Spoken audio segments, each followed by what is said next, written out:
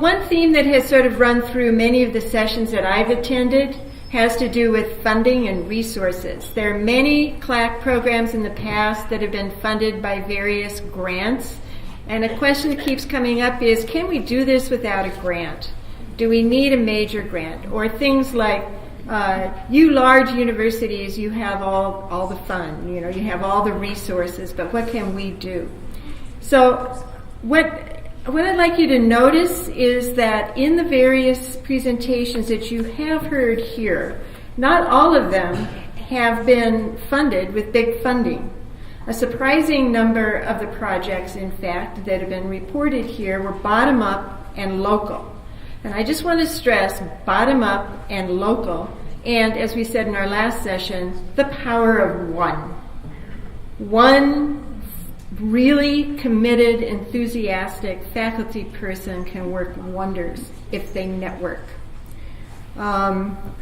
When change comes, it often comes locally, one person at a time. And I don't want to say I don't appreciate grants, and I don't want to say we don't appreciate administrators who are supportive, because supportive administrators are extremely important in giving you permission to try something different, or at least not getting in the way when you do something different.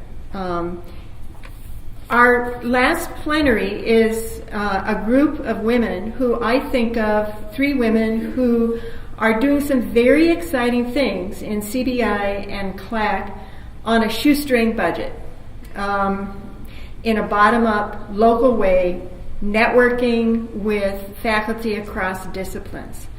They do not have a big grant. I don't think you've ever had a big grant. They don't even have a middle-sized grant. They found 2 little tiny pots of money, and they leveraged those in the most creative way you can possibly imagine to do what they wanted to do. So the vision is far more important than the funding. What they know how to do, exploratory practice in their own classrooms. In the words of Dick Allwright, exploratory practice, you want to improve life in the language classroom, both for you and your students. To build links across disciplines with colleagues. To build a support network for each other and with other people, and they find other people who buy into that vision. They network with them. So they are also not all tenure-line faculty. They're a mixture of ranks, and that doesn't get in the way of doing anything. If you're doing something substantive, rank should not matter. Right? They haven't gotten leaves. It's really very impressive. We hope to get them a grant, of course. They deserve it, but it doesn't have to stop you. So the speakers today are, starting on my right, your left, Frances Matos-Schultz, who is a senior lecturer in the Department of Spanish and Portuguese. She's worked a lot with hybrid course design. Next is Patricia Mougel, a senior lecturer in French and Italian. She's actually now the director of instruction for French language, and also has done a lot of work with content-based instruction. And the third is Charlotte Melin, an associate professor in German, Scandinavian, and Dutch. Her specialty is modern literature in German, and she's also published on second language pedagogy. The 3 of them, I think, are inspirational for those of you who are asking the question, what can I do? I don't have resources. No. First of all, I have to apologize. The pictures are dark, a little bit dark because of the projector. I am Frances Matos-Schultz from the Department of Spanish and Portuguese Studies, and this is my project. My project is about connecting with friends across the disciplines. This whole module about sustainability in first-year classes started with a weekend where I went to volunteer with 2 friends monitoring the trout streams in Minnesota. And this friendship came about from a faculty fellowship program and being early for class. We were the 3 ones there first, and that's how it started. So we started sharing projects, We have Kim Wilcox, who is a specialist in digital media, Len Farrington, who is from entomology, and myself. Okay, so how do we connect with science? Spanish 1022 is a compressed first-year Spanish in one semester for our learners who've had some experience with Spanish in high school. Most of them are minors or double majors in the College of Liberal Arts. But lately, since the last 3 years, we've been getting an influx of graduate students who need to complete a language requirement for their departments in CLA, or graduate students who are getting ready to embark in field study in a Spanish-speaking country. So they want a quick refresher of Spanish or a quick first look of Spanish. So that's how the connection started. Okay, we connected with the Department of Entomology, like I mentioned before, which is in the College of Food, Natural Resources, and CFANS. It's a long new name, sorry about that. And my colleague, the one with a gray ponytail in the first picture, that's Len, called 2 years after our faculty fellowship program, and he said, you know, I am applying for a grant and they want an outreach component. And I think that your project would be great for that outreach component that we need for this grant. This was an NSF grant. And this was 4 years ago, and that's how the partnership started, and we have applied for many grants since then. I want to point out the second one. This is a partnership for international research and education. This is mostly for science research and travel. They fund faculty members or they fund graduate students, but this is something that we can really make a case that we belong in that group too. Again, this is a National Science Foundation grant. And of course, Sea Grant has been part of this. So we wanted originally to connect with a community of volunteers to monitor the trout streams in Minnesota.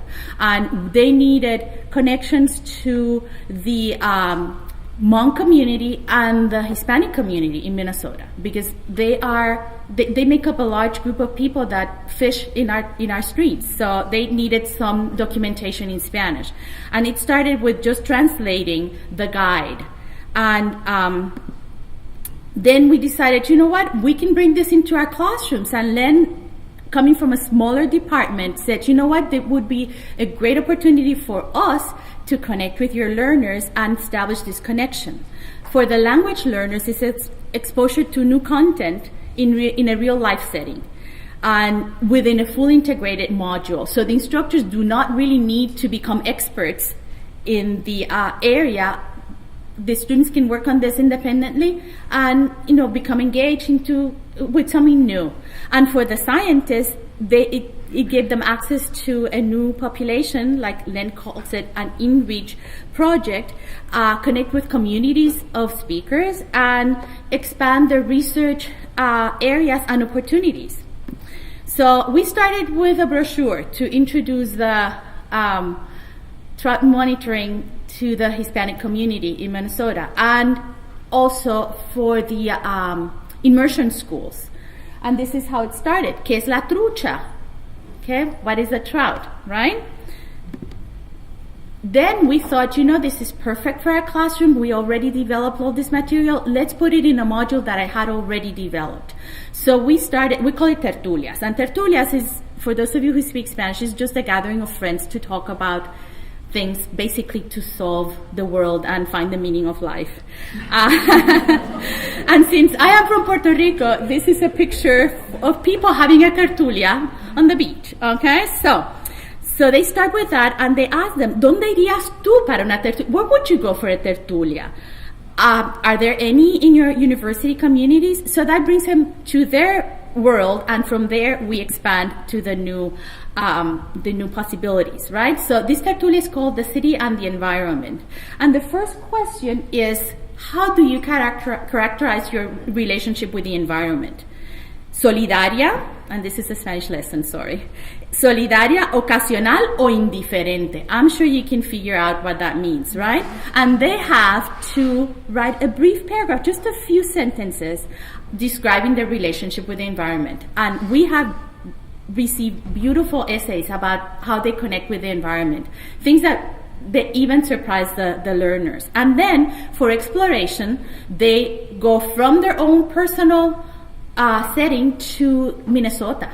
What does the water mean for Minnesota? What is so important about water in the land of 10,000 lakes? What does it symbolize? And they need to think about it and communicate with their other groups in a forum and come up with an idea of what does water symbolize for the citizens of Minnesota. From there, they go to a reading. Again, we recycled, being sustainable, we recycled those brochures that we had developed for the community. And they follow a group of students in a video. And these are real students of science in our university. And we recreated a situation that is probably very real for our students. There's one student who has to do a project and the other student who's a graduate student in science.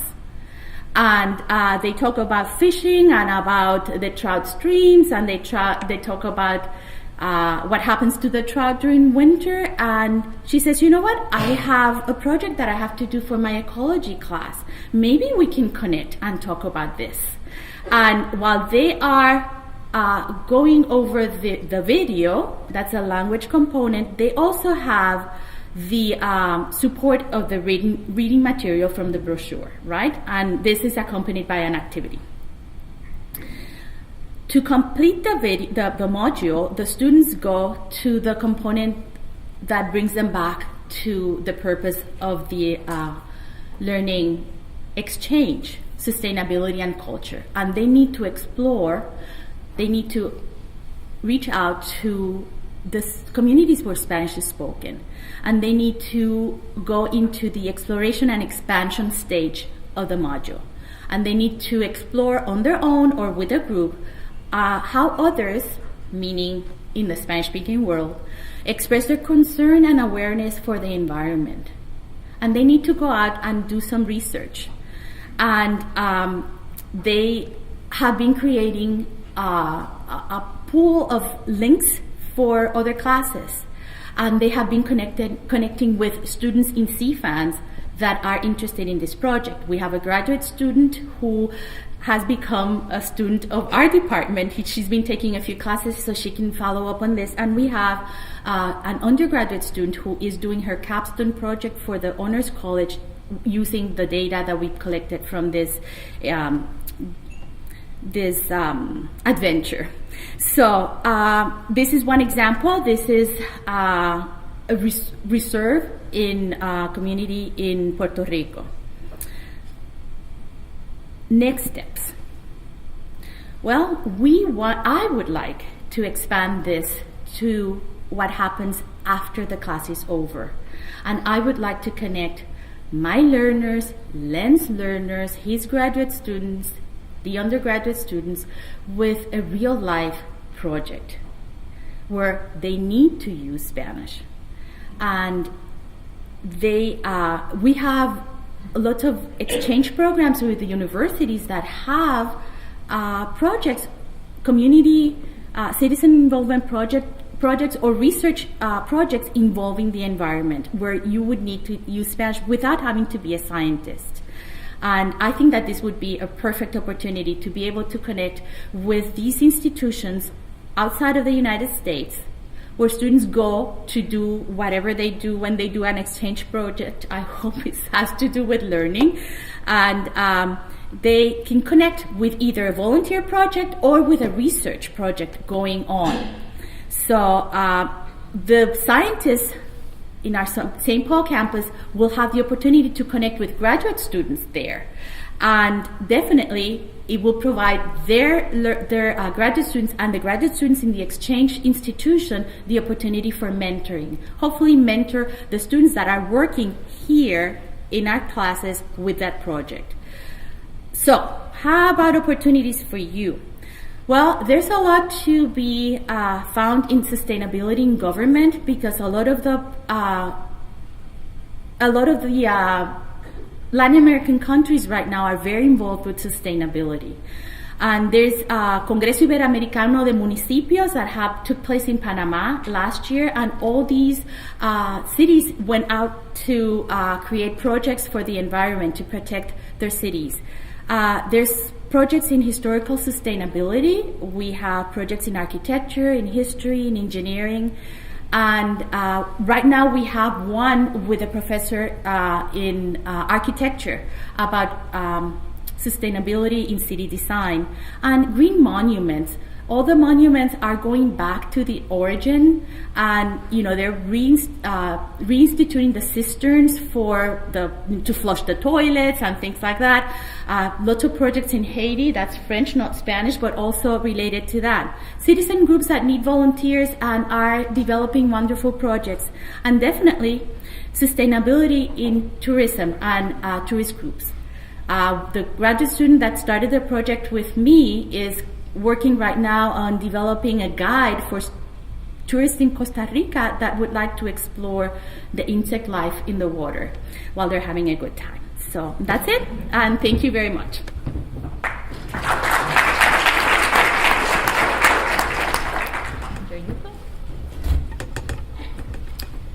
Hello, I'm Patricia Mougel from the Department of French and Italian here at the University of Minnesota. I would like, since this is the last session of the conference, I would go back to the opening plenary speaker who mentioned that CLAC is different from CBI, and I'm fully mindful that what I'm going to share with you falls more within the CBI paradigm than the CLAC paradigm. But I'm on that path, on that journey towards CLAC. And you'll see what I've been doing. There are some touches of CLAC, and I would like to move ahead in that direction. So why sustainability content in French courses? Of course, sustainability is current. It's global. It's a theme that you can approach from an international, from a multicultural perspective. There is a growing interest from students, from instructors about the theme. We have students who do internships abroad with nonprofits involved with environmental protection, involved with social justice issues, which are sustainability issues to some extent. There is a wealth of authentic materials available from the internet. And the theme allows for problem-solving, critical thinking type of tasks. What I've been doing is totally revising an upper division, an advanced oral communication course. So this is a course at the sixth semester level. And it used to be a course focusing on current events in France. Current events ranging from social to educational through political issues. And I decided to revamp it after learning more about CBI. I was very, I would say, influenced by what I saw on the St. Olive College campus. I had the opportunity to observe their French courses down there, their Spanish courses, and I came to the conclusion that it would be better to just stay with one theme rather than jumping between themes, and exploring that theme from an international, multicultural perspective and from an interdisciplinary perspective. The theme of water, of course, we are in Minnesota, the land of 10,000 lakes. We are at a university that is crossed by the Mississippi River, so there are lots of very good reasons for starting with this theme. What we do in the course, we start with the local picture. I always like to start with what students are familiar with. Then we look at the national picture, the United States. Then we move, not physically, but I use authentic materials from the internet a lot to bring multiple perspectives, intercultural perspectives in the course. So France, moving then to the Francophone world, especially Quebec and Francophone Africa. The topics addressed in the course, we start again with something with which the students are familiar with, conservation practices, and we go beyond what they are familiar with.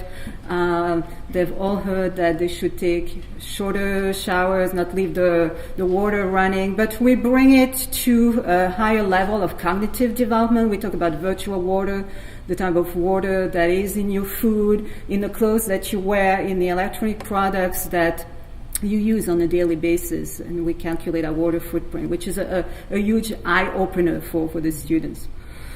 Another reason why I chose this theme is that I have an interest in early French explorers and missionaries in Minnesota. So I weave in history here in the course, and I use pictures from the Minnesota Historical Society here, which we compare with pictures of current landscape along the Minnesota River, the Mississippi River, in particular the St. Anthony Falls area in downtown Minneapolis, which lends itself very well to visual literacy tasks and comparing, contrasting tasks, which brings students to higher levels of proficiency. That's an important goal in my work. We address issues of water pollution, again starting with Minnesota, the Mississippi River, moving, they've all heard about the Gulf of Mexico oil spill, and at this point I bring multiple perspectives, what was published on the events in the United States, what they're familiar with, what was published, and published, I'm using text from different genres written, but also for audio, for video, so that they get used to different discourses and different cultural perspectives. What did the French think? What were their views on the oil spill? The Canadian perspective. Then we move to Brittany in western France, which is known for its intensive agricultural practices, and to the St. Lawrence River in Quebec, in Montréal. Why the choice of Montréal? It's a setting which is fairly similar to Minneapolis, a large urban setting crossed by a large river. Also, I had opportunity last summer to attend the annual convention of the American Association of Teachers of French, and I was able to establish connections with colleagues up there in the Department of Geography at the Université de Montréal, and we established a tandem partnership, online partnership. We've had a tradition at the University of Minnesota for many years to have class-to-class online exchanges through a program we call Tandem. And it's used at different levels of proficiency. I've used it in the business French course in the past. We use it in our intermediate French courses. We have a connection with the Institut de Technologie de Troyes.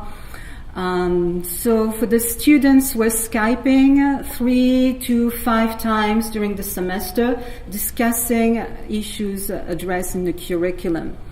And they had wonderful discussions about water privatization, the role of government in environmental protection, regulation, the sale of bottled water on campuses. Another collaboration here on campus has been with returning students from the NSIT program, Minnesota Studies in International Development in Senegal. And I had a couple of guest speakers, returning students who had done some internships in Senegal and who could share first and experience with the students. I really believe in students speaking with students and tapping into those experiences from returning study abroad participants, so they could share their experiences about water shortages in small villages in Senegal, digging wells in Senegal. Other topics addressed in the course were water shortages. So we started with the United States, moving to France and Francophone Africa, and the students had the opportunity to select a country in Francophone Africa that they would research and look at the water situation in that country here. We use lots of authentic materials from UNEP, the United Nations Environmental Program, Food and Agriculture Organization. These publications, these materials are available in French, and the students, I was amazed at the type of things they could do with the language. Commenting graphs. I think the choice of materials, the materials we choose really makes, and the tasks we ask the students to do really can make a difference in terms of the type of proficiency that they can reach.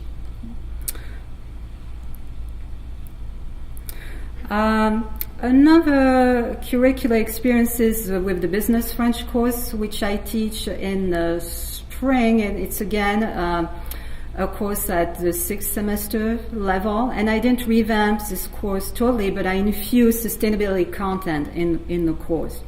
We look at case studies of businesses, French businesses, which have moved towards sustainable business practices.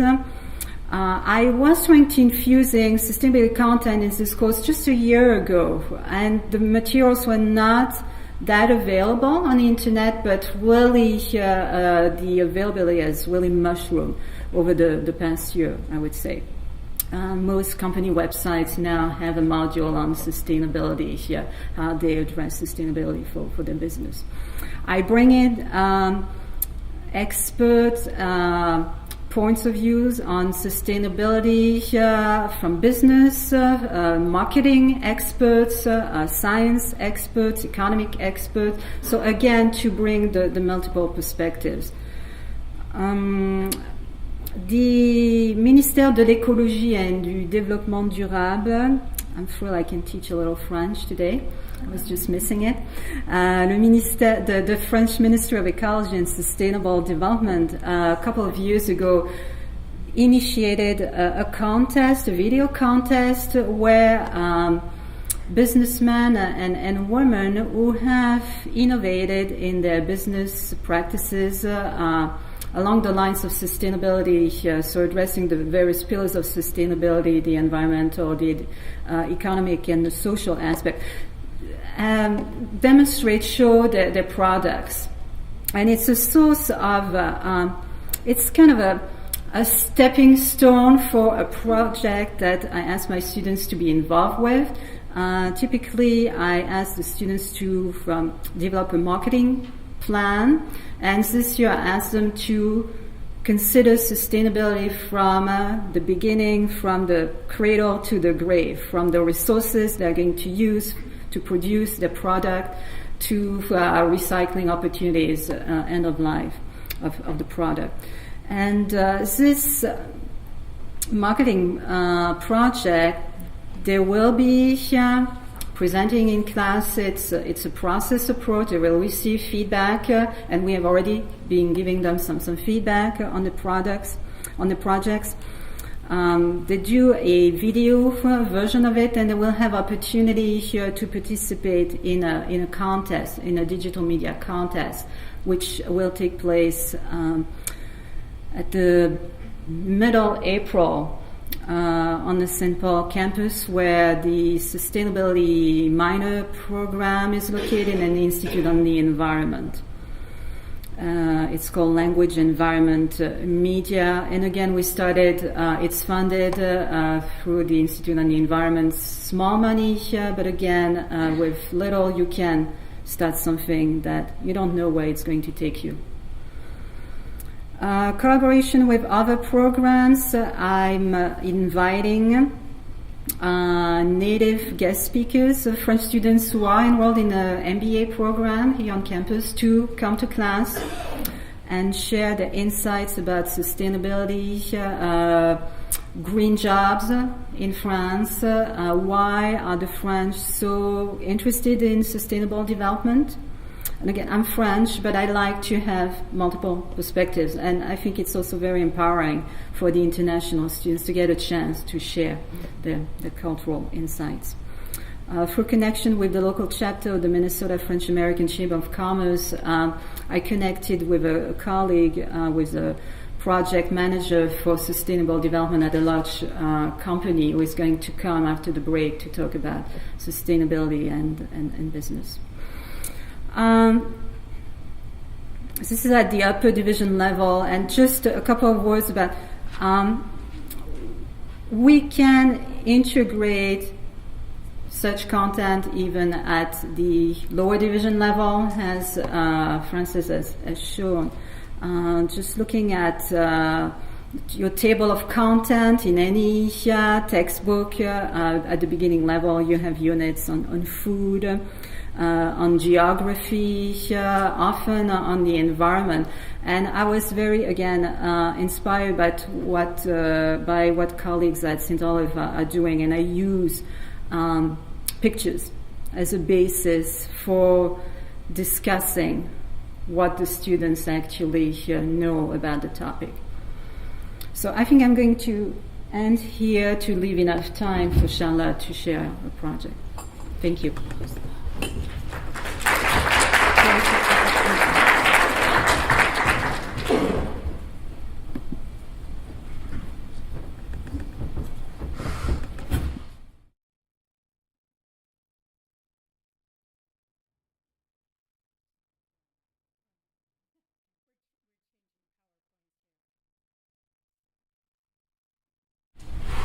So I'm Charlotte Melin from the Department of German, Scandinavian, and Dutch, and what I'm going to be talking about is the Green German Project, which is really a series of projects.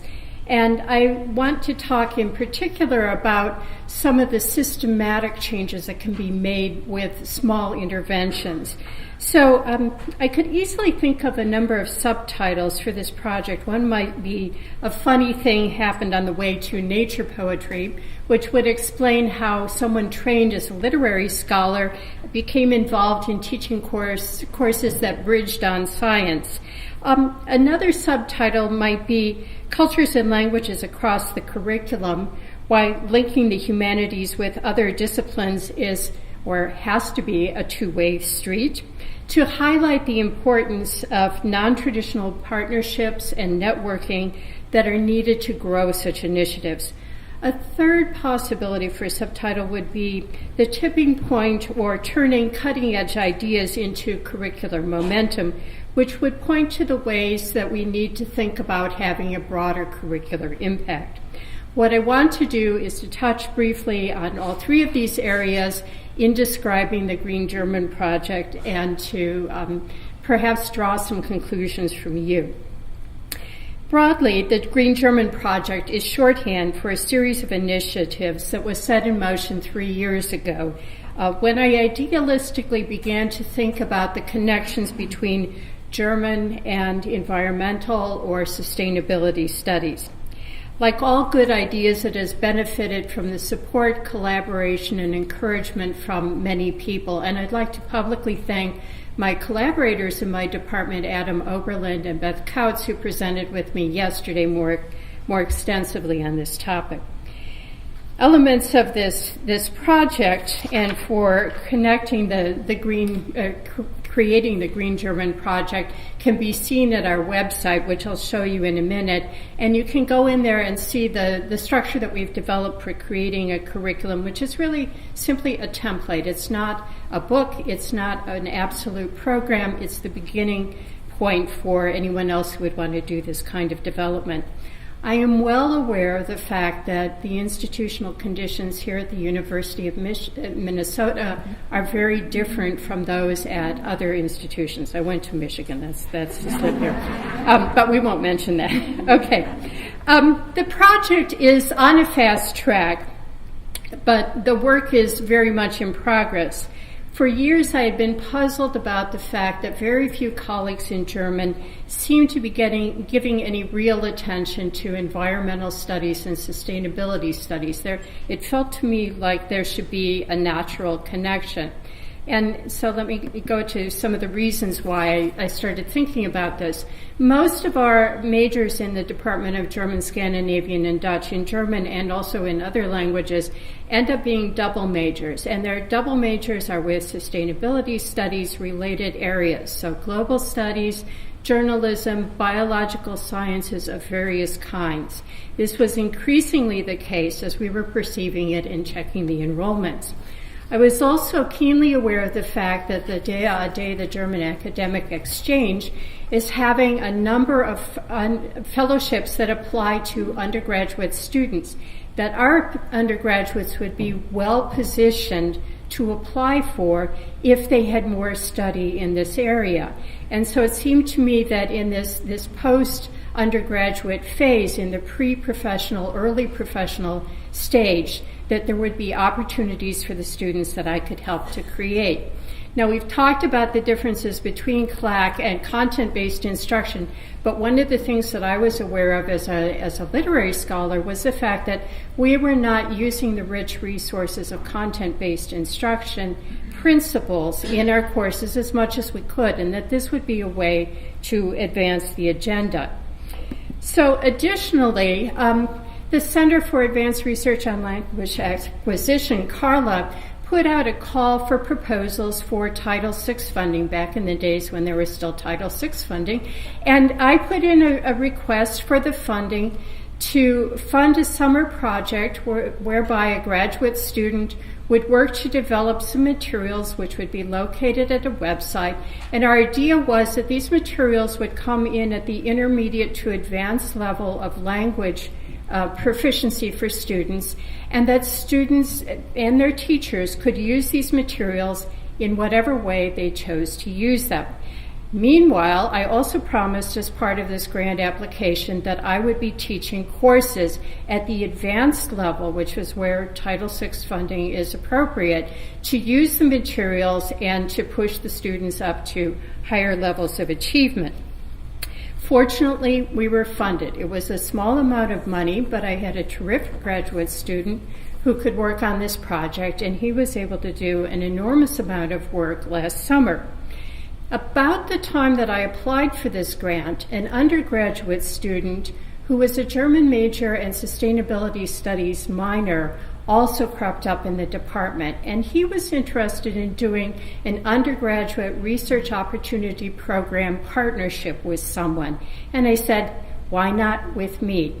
And he became actually the resource person who helped us define the 15 content areas that you see represented in the Green German project. So I idealistically laid out 15 topic areas and said, see what you can find in these areas. He researched literature, he researched websites, started pulling together materials. He fortunately had also been a teacher at Waldsee at the Concordia Language Villages, so he understood the pedagogical implications of the materials we were collecting, and his work became the basis then for the work of the graduate student last summer in developing the materials. So beyond these two efforts, I started to think about, well, how do I redo the German studies curriculum in my department? My department is actually very much on the cutting edge of German studies and thinks very broadly about the work that we do, so I didn't feel that I would encounter any resistance there. I knew that I was going to be teaching a course last spring on 20th century literature, and simply as an exercise in rethinking that course, I thought, what would it look like if I taught it about environmental literature instead of the works of the 20th century that I always picked for this kind of course? And that resulted in a very different type of course, and I'll show that to you in a minute. About the same time, the Institute for Advanced Studies, that's IAS, here at the University of Minnesota, announced a faculty seminar for developing sustainability curricula. I got very excited. I applied. It turned out I was the only humanities person in the room, but everyone was very welcoming to me and encouraged me to continue on with the work that I was doing. I did that. We continued with the work last summer, developing the Title VI materials, And this spring, I'm teaching a contemporary Germany course, again, a redesigned course that I'm envisioning as food, energy, politics, and you'll see the content of that in a moment. For this course, I'm bringing in expert guest speakers from various departments. Most of them speak German. One of them does not, but she's bringing a colleague who speaks German and is very interested in doing a bilingual presentation for the session that she'll be at. And I applied for this mini grant through the Institute on the Environment to set up a showcase for language environment media projects that are going to be produced in our courses and also in other courses in the language departments. So what I've been looking for are opportunities and ways to create small events where people can network, they can get to know other colleagues, they can engage in professional development. This mini grant for the showcase event had with it an imperative for the faculty involved to connect with experts, and it also has an imperative for there to be professional development that occurs for the instructors who are involved with it. So now I'm involved with helping the sustainability education coordinator set up a workshop for humanities faculty that will be occurring in June. And suddenly I'm also on a university-wide sustainability curriculum ad hoc work team. So these opportunities seem to be snowballing at the moment. And at the moment, I'm saying to myself, let's see where this goes. And if it reaches a point where I don't have the time to do it, then we look at a different way of proceeding. But for the moment, this is a really good working method. So last spring, I was teaching this course on 20th century German literature. It started with a work that was published in 1884 called Fisto's Mill, which is actually about water pollution and the pollution that's created by a sugar beet factory, which is a very relevant topic in Minnesota. We grow sugar beets here, and we have lots of disputes about the factories. So that was an interesting way to start the course. I concluded with two 21st century works. One, Bruno, you see that in the upper right-hand corner of the screen, about a rogue bear in Switzerland, which resonated quite a bit with the students in Minnesota, all of whom had had bear experiences of one kind or the other. And then we also were reading this work that's down in the lower right-hand corner by Christa Wolf, which is Accident News of the Day, which happened to be about the Chernobyl nuclear disaster. And we happened to be reading it 2 weeks after the earthquake in Japan and the nuclear problems at Fukushima. So the course turned out to be an extraordinary teaching and learning experience on a number of different levels. My objectives in this course were, as you can see here, to get the students to expand their interpretive abilities, to build up their reading fluency, to think about effective communication in both German and English. I think working in this bilingual way is very effective when we're thinking about cultures and languages across the curriculum. And I wanted them to explore the relationships between the formal and aesthetic dimensions of works and the content. That is something that we can do in literature that cannot be done in other fields. The Contemporary Germany course, which I'm teaching right now, is based around discussions of food, energy, politics, which, as you probably know, is a very hot topic in Germany right now, since they've decided to decommission nuclear plants quite rapidly. There are a lot of grassroots political movements in Germany that we can discuss. There's a lot of media reporting about this subject, including many YouTube videos that I bring into class. And the students are doing projects for this language environment media showcase. Now, the work that we're using as our base text in the course is this Mülltrenner, Müsli-Esser und Klimaschützer, which is trash sorters, muesli eaters, and climate protectors, we Germans and our curious environmental ways, in essence. It's written by an expert in renewable energy policy who's written a lot of very esoteric works. This particular work is written for a general audience. It's humorous, and one of the things I discovered when I started developing these courses is, surprisingly, there's a lot of humor in German about environmental topics, which the students like quite a bit. So the objectives here are somewhat similar to what I had in the other course. I'm going to move through that quickly because I see we're at our time limit. But basically, I keep pushing them up to higher and higher levels, engaging them in public debates, asking them to think about vocabulary related to the environment and sustainability issues, and we do that in a number of ways. All the students in this course received an iPod checked out to them through the library, and they're using it for assignments. Basically, they listen to podcasts and they come in and report to each other about what they've heard. They also sit there in class with the iPods. I'm fine with this because they are looking up words that they don't know as the class goes on, and anytime they don't understand a word, I simply turn to them and say, how would you find out about that? So I'm trying to give them skills that they can use beyond this particular course, especially because they are all seniors and they will be graduating soon. If they don't get it now, if they don't transfer this to their lifelong learning experiences, they will not get it. We have lots of multimedia resources we use. There are lots of papers that I've designed in ways to teach them about appropriating different styles and genre techniques, but also properly citing source materials and these assignments get them into the materials much deeper. So with that, I think we're ready for questions. Thank you.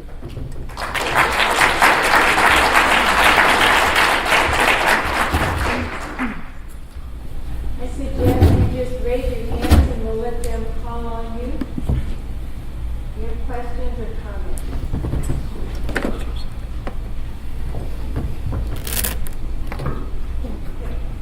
What's the nature of the digital media projects that you anticipate? Would you repeat the question to the mic?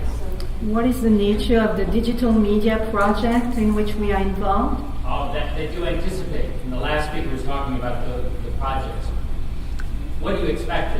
What kinds of things might you have? It's fairly open. For my business French course, I expect them to focus more on a marketing project. I have sent the announcement to students who were enrolled in my water course last semester, and they could do someone had opportunity at some point to do an internship in Senegal, so she could bring in some pictures from Senegal and create a story here around it. It can be poetry, slam in a digital form around the theme of sustainability. So I think it can take many forms. What did you have in mind, Charlotte? Yeah, I've done digital storytelling projects with my students before and digital projects of other types. And I think that some of them will simply be reporting on information that they found and then processing that in some way. Some of them may be actually developing slam poetry or narratives of certain kinds. We're trying to leave this very open. I created 6 different categories as categories in which the materials could be entered.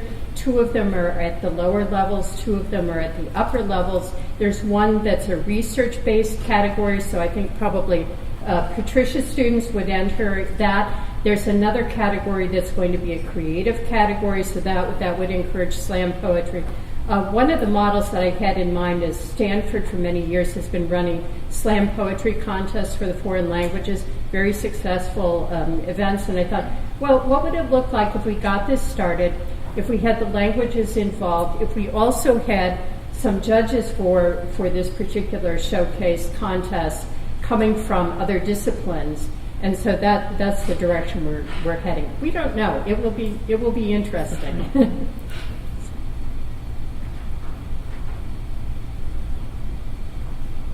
Questions or comments? Do you have an example of a syllabus for the oral communication French course? so that we can maybe adjust it? Sure, I'd be happy we can connect, and I could email you my syllabus. I use really, I don't use a textbook. I've gone away from using textbooks years ago. I use authentic materials from the internet. So all my materials are housed on the Moodle side, and it allows me to get around copyright issues as well, and to really each semester to have something that is current. But I'd be happy to share it with you. Mm-hmm.